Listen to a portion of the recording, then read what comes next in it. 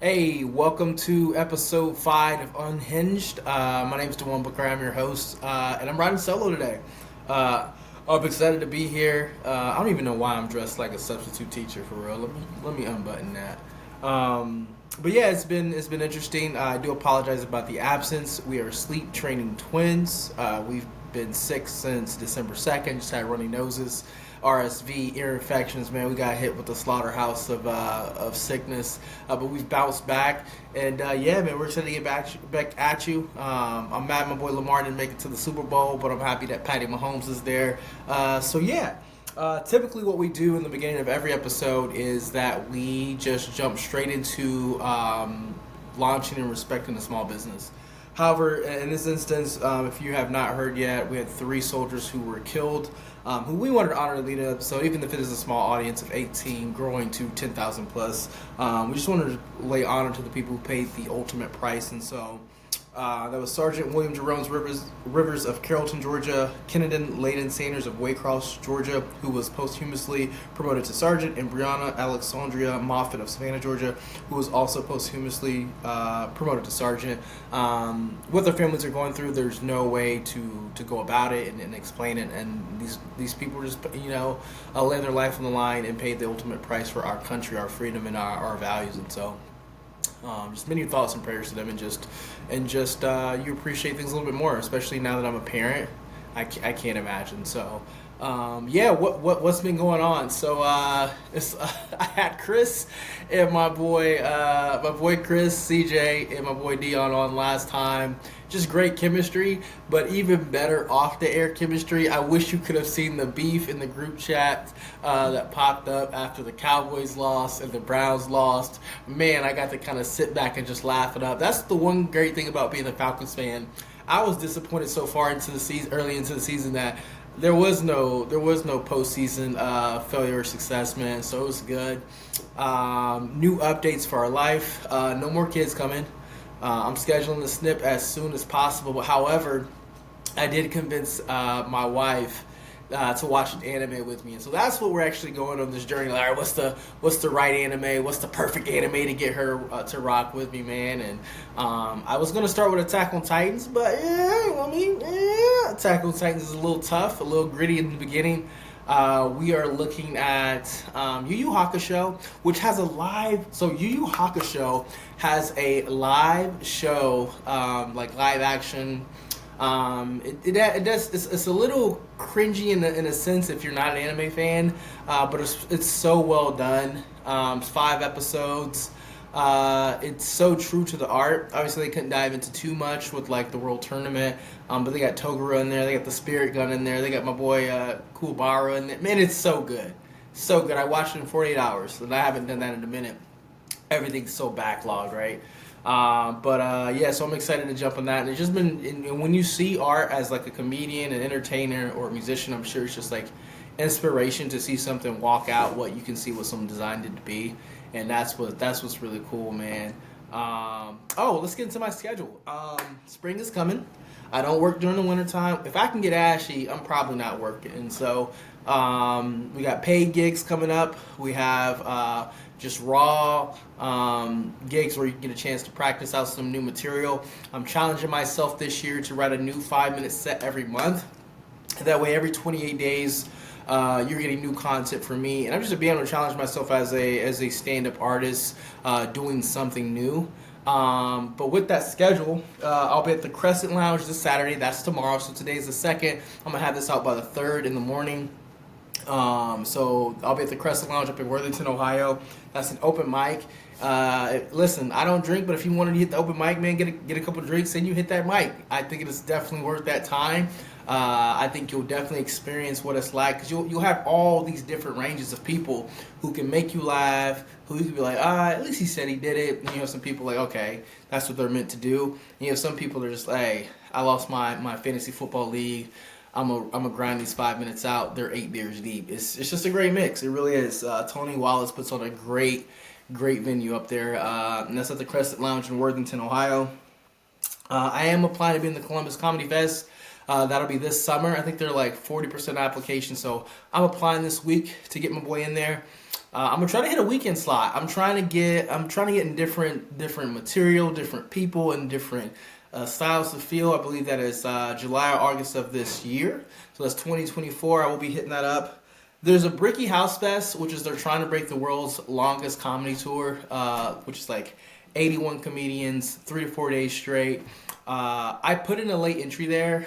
0% chance I get it, like a 0.0001% chance I get it, like Stephen Hawking survival type chance I get it. But a lot to break history, to rub shoulders with some big comics, trying to get to the Bricky House Fest that is in Cincinnati, Ohio. Then the Vegas Fest, which is coming up, that'll be in September. So trying to get out there. It's called Skank Fest. But I can't sell my wife on Skank Fest just because of the name itself, so I'm selling her on the Vegas Fest. You can find me in the Vegas Fest, aka the Skank Fest, out in September.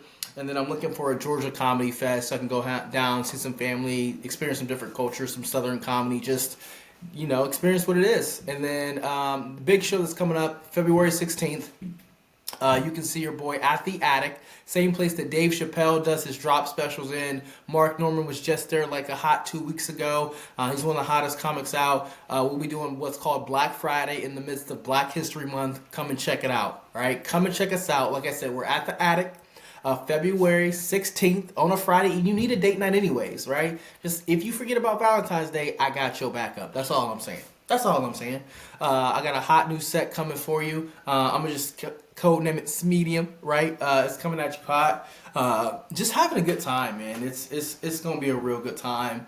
The Attic never fails, and it's a host of good comedians coming through, some improv coming through. Only $17 a ticket, so like for a date night, that's $34 and some free drinks. All right? Go ahead. Them kids can watch themselves. You don't need a babysitter. Just lay. Don't answer the door and keep the lights off. That's all you got to do. Turn the game on. So yeah, that's exciting, man. That's what's happening. But I wanted to kind of to reach out, man. I'm looking to do like some new joke premise. So if you see this, whether it's on YouTube or whether it's TikTok, comment below just some new premises of jokes to stretch myself. And what I'll do is I'll try to go to an open mic. Try to give you a response within a week to 2 weeks, just depending on our kids' schedule. That's really what is more restricting, is the responsibility of making sure my kids go to bed, get bathed on times, and then getting out to a time where the spots aren't all filled up. But to get that, to get those joke premises back out to you and spit them back out. I think I got back to everybody on TikTok last time. I might have missed Dakota, who mentioned a Madden premise. And Jay Huggy had a dad bod, woman's bod premise that were awesome. The dad bod premise is going into my 30-minute set, so I didn't want to release that. It was just too good of material. And so I didn't want to just I was like, oh, this is actually, I've never not gotten a laugh on this joke. So I didn't want to release it just because I wanted to release content that you can you find is funny. But when you come see me, you see new comedy as well. So thank you, Jay Huggy, for that. Dakota, I'm working on the Madden story, bro, with everybody. We'll get back to you, I promise. But I just like I said, I'm shooting out quality right now. Got to get this hairline fixed up. Now that I'm in the camera, that's a good $45 special. By the way, barber's $45, $50. I'm not trying to complain. I get it. Everybody can get their money, but $50 for a cut? I can send my wife to barber school for that, man. So it's more annoying now because I have 2 sons, and so now they got to get their hair cut. So like $45 or $55, that's $150 every 2. That's crazy. And it's not even that I think I'm just too frugal, too cheap. I'm too cheap for it, man. And it's wild. It is wild. So things that are coming up, just networking, growing this YouTube channel, growing the TikTok. And more so for entertainment, to get growth for the comments and the feedback. That feedback helps me so much of getting better and getting out there, man. But sports is so funny because I had Dion and Chris on, and Dion's a big Michael Jordan guy. We're gonna do a Michael Jordan versus LeBron debate, but I gotta block off 3 weeks because he's so facilitated on, not just he loves MJ, but he really hates LeBron. And so I'm trying to facilitate it where it's just facts being spoken and not so much hey man, why he switched teams 3 times, even though he brought 3 championships, right? Like, I'm trying to facilitate it that way. What you guys missed, there was a group chat with Dion and Chris is a big Browns fan, Dion's a big Cowboys fan. And somewhere down the line, I think Dion said, I'm going to put it on a shirt, we're going to be in the Super Bowl. If the Cowboys lose, I'll get you a shirt and put my face on it, put egg on my face, or something wild like that, right? That was essentially what was said. I forgot about it because I don't care about these 2 teams. That's just me. I don't care. It is what it is. The Browns got blown out by the Texans, if y'all remember that. So Chris took that L. Following that, I believe the next day, the Packers beat the brakes off the Cowboys. That Sunday evening, everybody was shocked. And Chris is a text in a group chat like, hey, get that shirt size large, my boy. And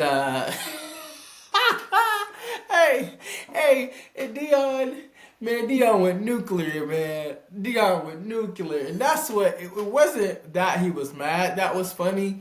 It was that the timing of the joke, and I forgot what was said prior to it. I forgot that he had put that on there, man. And Dion came back with some heat. I was like, I said, Chris done touched the nerve, man. And it was just a good time. So I'm excited. My Super Bowl predictions are, I think it's gonna be Patty Mahomes by 10-14. I think Brock Purdy struggles. And not struggling since I think he throws for 250, 2 touchdowns. But I think he's going to have a pick in there, some batted balls. I think he's going to get sacked. And I think Patty Mahomes is just going to be clean-cut, driving, and they're going to put up at least 30 points. I don't think it's going to be flashy. I think it's just going to be, like, surgical. And it's going to enter a new era of Patty Mahomes where he might go on, like, we don't lose for the next 12 games straight. Because he's going to be in playoff mode continuously. And so it's interesting, man. The football's so interesting. I'm sad to see it go. I'm excited for this college football season to pop up. One of the reasons I look forward to doing comedy and doing shows everywhere is that you could go to a football game earlier that night and do a show that evening, make some money, man. Which is really cool and excited to push that premise. But yeah, man, this episode of Unhinged is going to be shorter than most. I'm looking to have a couple special guests out. My boy Brian, speak about some World War history, go through some things, fatherhood, things like that. Just touch on things that like we want to talk about, man. Whatever's on the premise. I'm trying to get into some new anime. I wish people would give me some real comments. I heard, I think it's is it Fireman? I got to get back on Black Clover. They've dropped new seasons.